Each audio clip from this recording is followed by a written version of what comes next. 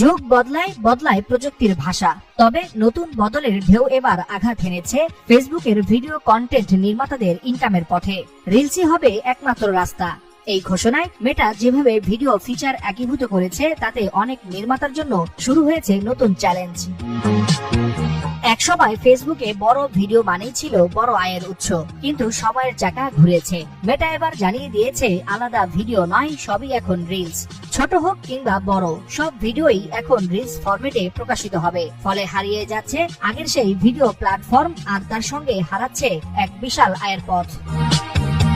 মেটা বলছে, এখন থেকে চালু হচ্ছে একটি ইউনিফাইড ভিডিও ইন্টারফেস, যার মাধ্যমে কন্টেন্ট তৈরি, সম্পাদনা ও শেয়ার হবে আরো সহজ, আরো আধুনিক। কিন্তু এই সহজতার আড়ালেই লুকিয়ে আছে নির্মাতাদের জন্য বড় দুঃসংবাদ। আর আলাদাভাবে ভিডিও থেকে আয় হবে না।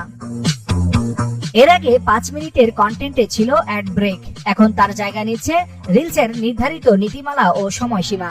1 মিনিট কিংবা 10 মিনিট সবই গুনতে হবে রিলস হিসেবে, সেই অনুযায়ী হবে মনিটাইজেশন।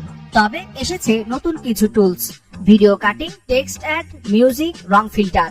এখন কোনো সফটওয়্যার ছাড়াই সবকিছু করা যাবে সরাসরি ফেসবুক অ্যাপে।